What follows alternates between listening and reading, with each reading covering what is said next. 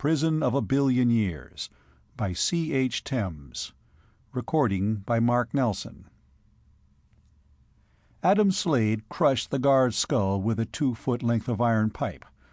No one ever knew where Slade got the iron pipe, but it did not seem so important. The guard was dead. That was important. And Slade was on the loose, with a hostage. That was even more important. The hostage's name was Marcia Lawrence. She was 22 years old and pretty and scared half out of her wits. She was, before she became a hostage, a reporter for Interplanetary Video. She had been granted the final pre-execution interview with Adam Slade, and she had looked forward to it a long time, but it had not worked out as planned. It had not worked out as planned because Slade, only hours from the execution chamber, with absolutely nothing to lose, had splattered the guard's brains around the inside of his cell and marched outside with a frightened Marcia Lawrence. Outside. Outside the cell block, while other condemned prisoners roared and shouted and banged tin cups on bars and metal walls and Judas hole grills. Outside the prison compound and across the dome-enclosed city which served the prison. Then, outside the dome. Outside the dome there was rock. Rock only, twisted and convoluted and thrusting and gigantic, like monoliths of a race of giants. Rock alone under the awesome gray sky.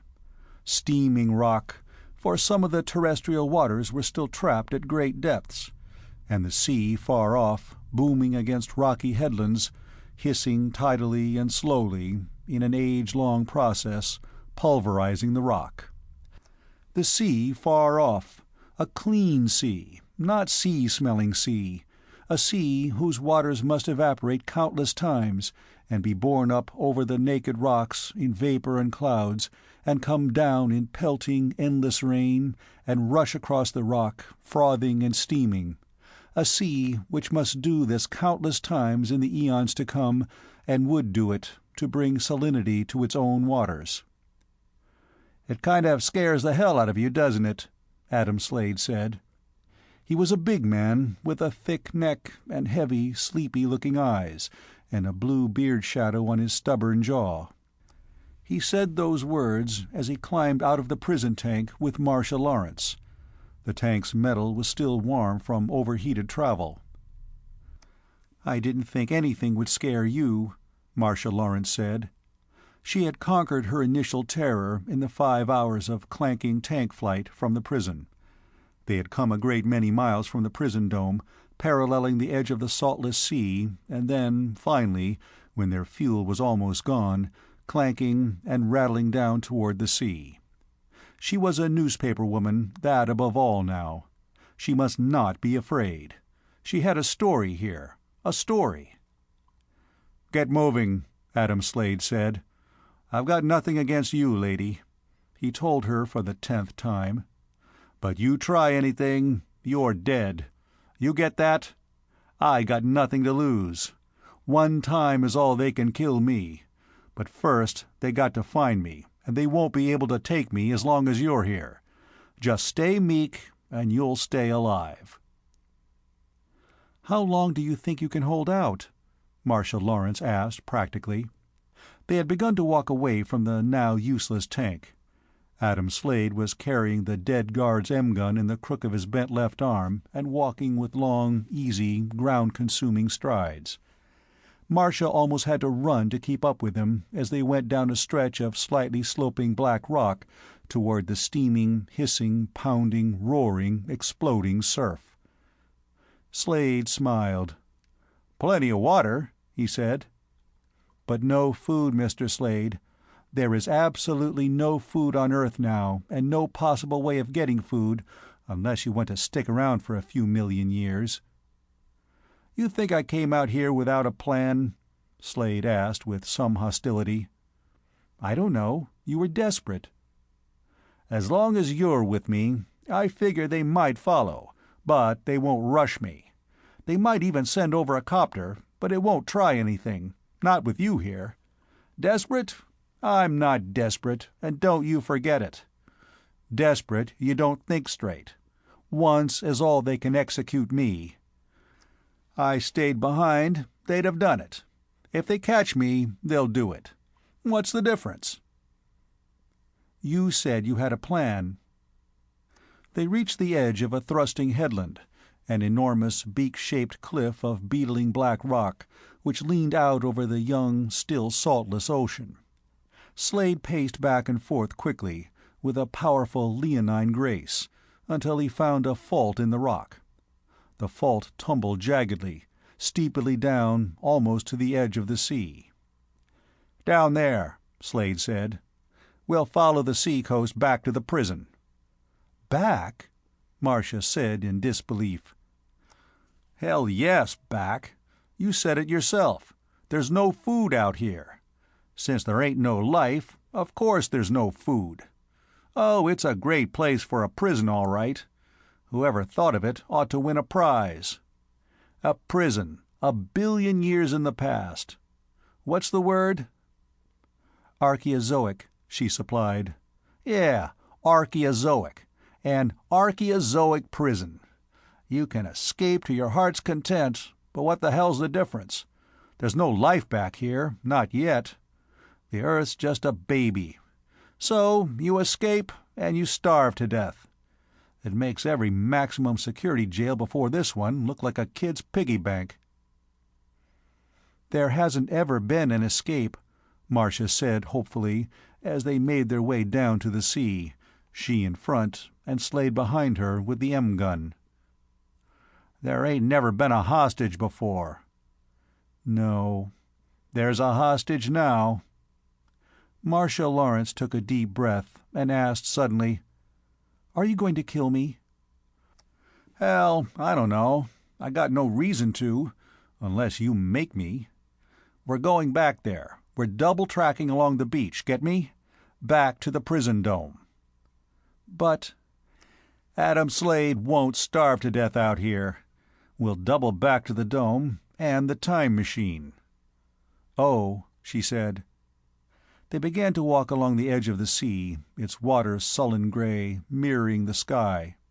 Here on this dawn Earth the sky has yet never been blue, for the primordial waters were still falling, falling. It rained almost all the time, and the air was thick with moisture, and every night when the sun, as yet unseen by the dawn Earth except as an invisible source of light, went down and darkness came, the mists rolled in from the sea. In the morning, whether rains had fallen or not, the ground was soaked and tiny freshets rushed down to the sea, returning to it. "Look out!" he cried suddenly, and shoved her against the base of the cliff which overlooked the water. The cliff top thrust out over them umbrella-wise. The base of the cliff was thus a concavity, and they pressed themselves against it now, in a shadow. The waters of the infant sea were 100 yards away, surging and booming against the rock. She heard it soon after he did. A helicopter. She wanted to scream. She wondered if they would hear her scream. But she looked at Adam Slade's face and did nothing. Soon the helicopter came, buzzing low over them, searching. It circled a great many times, because the abandoned tank was there. It circled and came down on the beach, and 2 uniformed figures got out. Now she really wanted to scream. One sound, and they would hear her. One quick filling of the lungs, and— Adam Slade hit her suddenly and savagely, and the black loomed up at her, but she did not remember striking it. When she awoke, the helicopter was gone. "Sorry I had to poke you one," Slade said. He did not seem sorry at all. He said it automatically, and then added, "You ready to walk?" She nodded. She got up and staggered a few steps before her legs steadied under her. Then, with Slade, she walked down along the rocky beach. This, she thought, was a story. It was the only big story she had ever had, and probably she would not live to write it. As a woman, she was almost hysterical with fear, but as a videocaster, she was angry. The story was hers, if she lived to tell it. Then she had to live. Time prison. Sure, she thought. Utterly escape-proof, unless someone like Slade could take a hostage, double back to the prison dome, the hermetically sealed dome, and somehow trick or overpower the guards who watched the time-traveling machine outside the prison dome. Outside. Naturally it would be outside. That way the prisoners couldn't get at it. Unless, like Slade, they too were outside.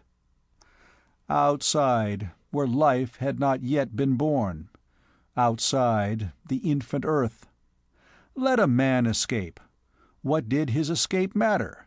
He would live exactly as long as it took a man, reasonably healthy, to starve to death.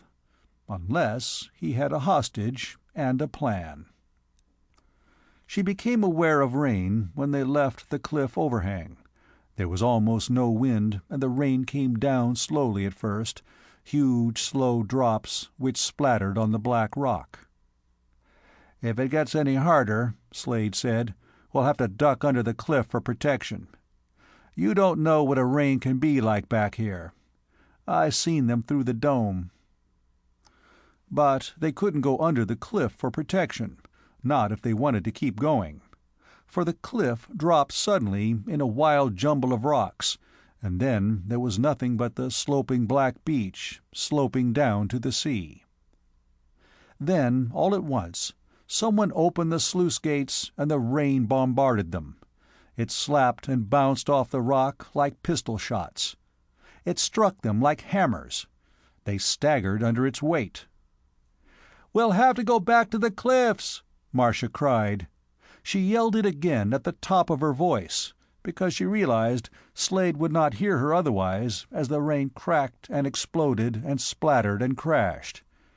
There were no droplets of water, for each one had the size and shape and weight, swift falling, hammering weight as it came down. Each one, Marcia thought wildly, struggling to keep her feet, was the size of your clenched fist there in the gray dawn of Earth.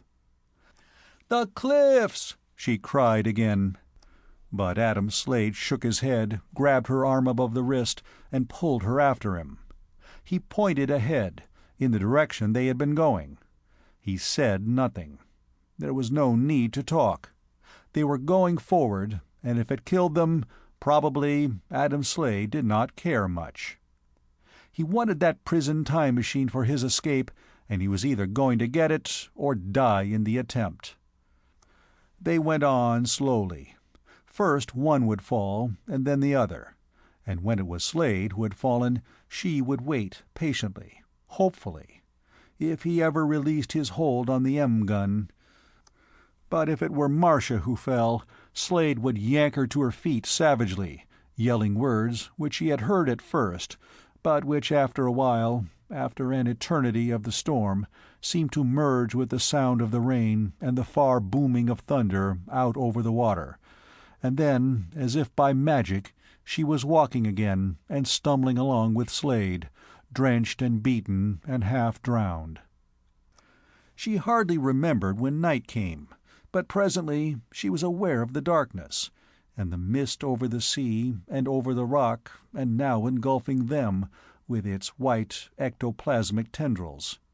In the mist she knew she could escape Slade, and yet she did not.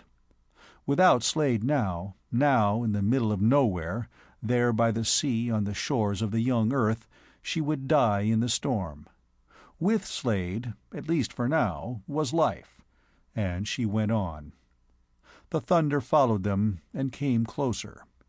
In the middle of the night it sounded like artillery at a distance of half a mile, like a barrage of big atomic shells just out of sight behind a black ridgeline which wasn't there. And through the deeper rain-wet darkness of early morning, through the mist, tearing the mist to tatters, shredding it, came the spears and forks and lances of lightning. It was, Marcia thought, a nightmare of a storm. And she must remember it, for it would make a story, a real story, if ever she lived to tell it. By morning the air smelled of ozone.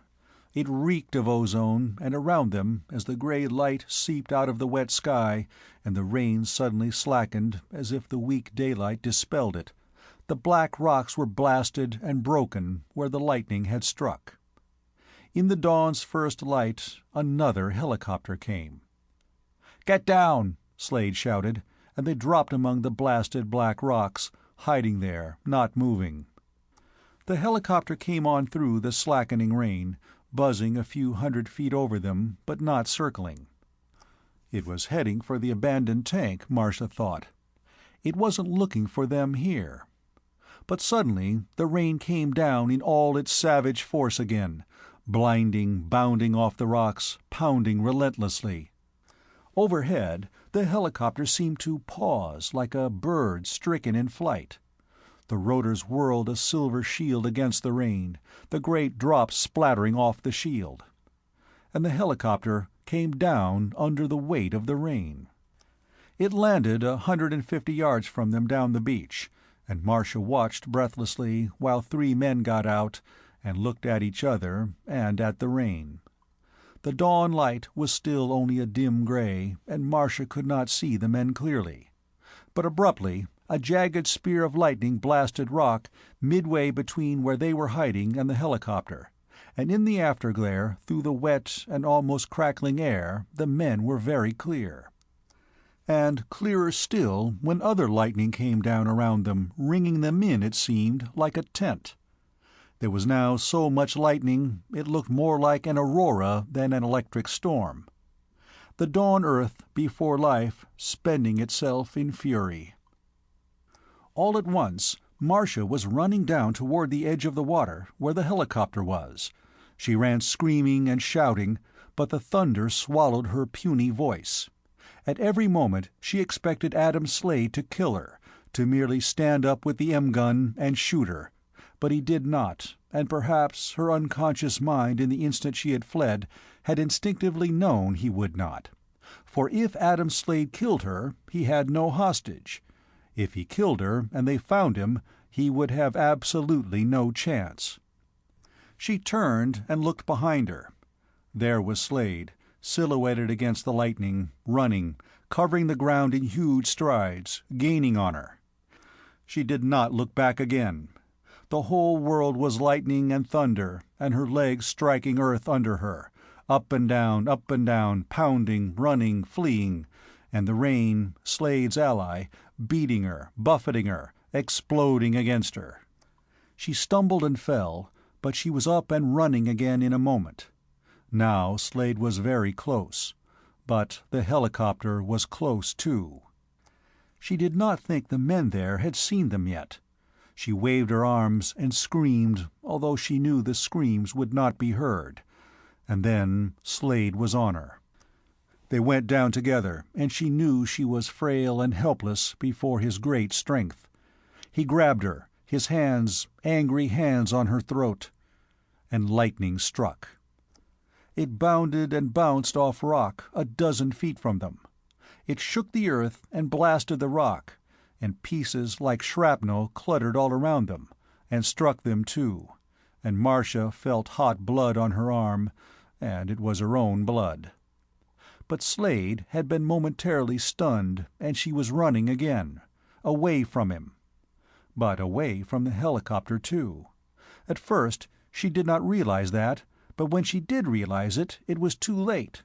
If she doubled back now, she would rush into Slade's arms. She ran into the sea. It was suddenly, unexpectedly calm. It merely eddied around her ankles, as if waiting for something. The storm seemed to be waiting too, lightning holding back, the thunder stilled, even the rain hanging there in the black heavy sky waiting. Slade came after her, stalking through the surf.